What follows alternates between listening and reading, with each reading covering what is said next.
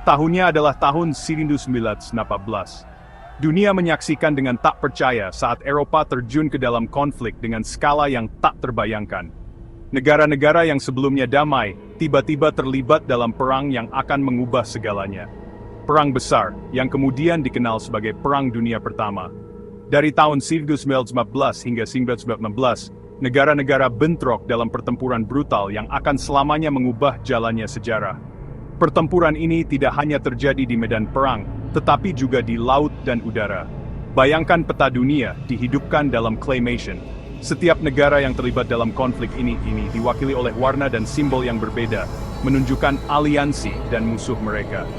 Sekarang, bayangkan pasukan yang sangat besar, diwakili oleh figur-figur kecil yang tak terhitung jumlahnya, berbaris melintasi permukaannya.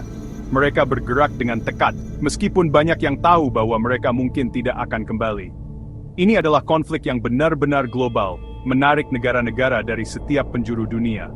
Dari Eropa hingga Afrika, dari Asia hingga Amerika, semua terlibat dalam perang yang mengerikan ini. Perang besar adalah bentrokan kerajaan, angin puyuh kehancuran yang menyebabkan jutaan orang tewas, dan kehidupan yang tak terhitung jumlahnya hancur. Kota-kota dan desa-desa hancur, dan banyak yang kehilangan segalanya. Itu adalah perang yang menentang semua harapan, konflik yang akan melukai dunia selama beberapa generasi mendatang. Bahkan setelah perang berakhir, dampaknya masih terasa, membentuk dunia yang kita kenal hari ini. Jalan menuju perang dipenuhi dengan aliansi yang kompleks, ketegangan yang membara, dan rasa nasionalisme yang kuat. Anggap saja seperti jaring kusut, setiap untayan mewakili faktor berbeda yang berkontribusi pada pecahnya perang. Inti dari jaring ini adalah sistem aliansi, perjanjian antar negara untuk saling membantu di masa perang. Aliansi ini, yang dimaksudkan untuk mencegah agresi, justru membuat situasi semakin bergejolak. Pembunuhan Archduke Franz Ferdinand dari Austria-Hongaria, pewaris takhta Austria-Hongaria, dan istrinya Sophie, oleh seorang nasionalis Serbia di Sarajevo pada tanggal 28 Juni 1915, memberikan percikan yang menyulut tong mesiu. Perang besar ditandai dengan peperangan paritnya yang brutal, di mana tentara dari kedua belah pihak terjebak dalam pertempuran yang tiada henti. Bentuk pertempuran baru yang mengerikan ini mengubah cara perang dilakukan selamanya. Bayangkan bermil-mil parit berlumpur, membentang di medan perang Eropa, di mana tentara harus bertahan dalam kondisi yang sangat keras. Tentara di kedua sisi menghadapi kengerian yang tak terbayangkan dalam kondisi yang sempit dan berbahaya ini. Seringkali tanpa makanan yang cukup atau peralatan yang memadai. Pertempuran Somme, yang terjadi pada tahun 1916, merupakan contoh mengerikan dari kebrutalan perang. Pertempuran ini berlangsung selama berbulan-bulan dan melibatkan jutaan tentara. Lebih dari 1 juta orang tewas atau terluka hanya dalam pertempuran ini saja, menunjukkan betapa mahalnya harga yang harus dibayar dalam perang. Bisakah kamu bayangkan skala pembantaiannya? Setiap jengkal tanah diperebutkan dengan darah dan nyawa. Pertempuran terkenal lainnya adalah Pertempuran Verdun, juga terjadi pada tahun 1919. Pertempuran ini menjadi salah satu yang terpanjang dalam sejarah. Pertempuran ini, yang berlangsung hampir sepanjang tahun, menjadi simbol dari gesekan perang yang tidak masuk akal, di mana kedua belah pihak mengalami kerugian besar.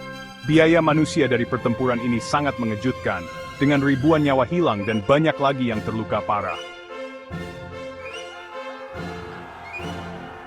Perang besar menyaksikan munculnya para pemimpin yang kuat, masing-masing membentuk jalannya konflik. Di satu sisi berdiri sekutu, dipimpin oleh Inggris, Prancis, dan Rusia. Di sisi lain berdiri blok sentral, dipimpin oleh Jerman, Austria-Hongaria, dan Kekaisaran Ottoman.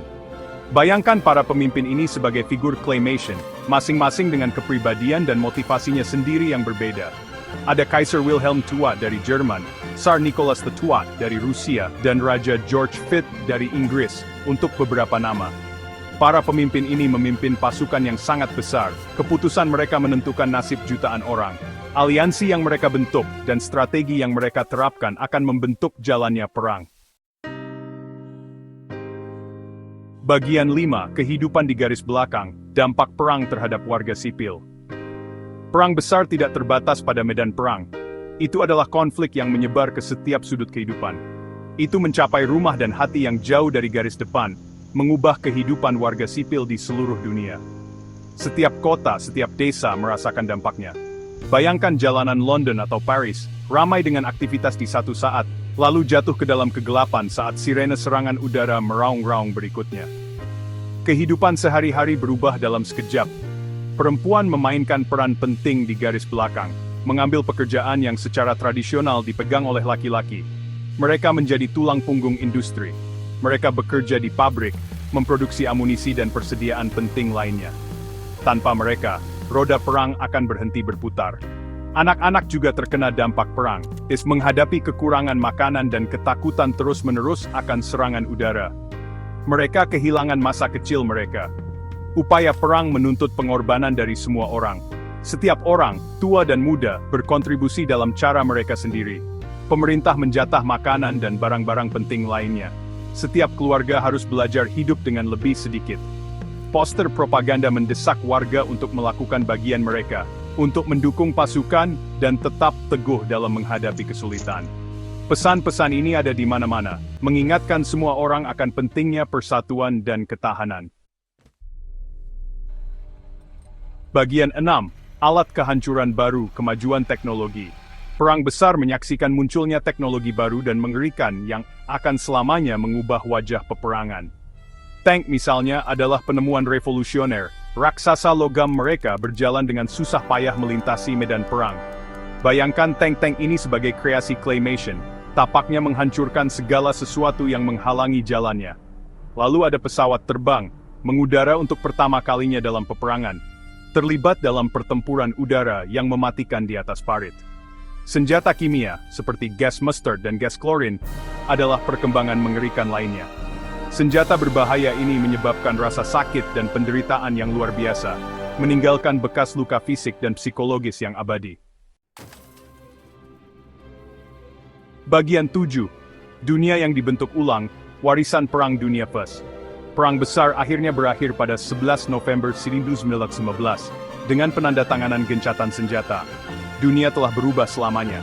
Jutaan orang tewas, kerajaan runtuh, dan peta politik Eropa telah digambar ulang. Perjanjian Versailles, yang ditandatangani pada tahun 1919, secara resmi mengakhiri perang, tetapi memberlakukan hukuman berat pada Jerman. Hukuman ini, banyak yang berpendapat, menabur benih untuk konflik di masa depan.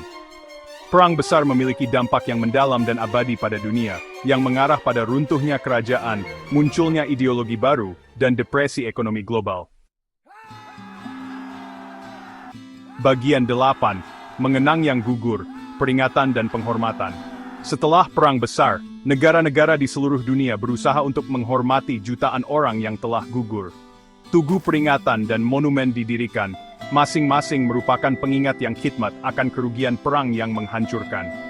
Bayangkan tugu peringatan ini, dibuat dalam claymation, berdiri sebagai penjaga yang diam, permukaannya yang lapuk menjadi saksi berlalunya waktu. Nama-nama mereka yang gugur, terukir di batu, berfungsi sebagai pengingat yang pedih akan biaya manusia dari konflik.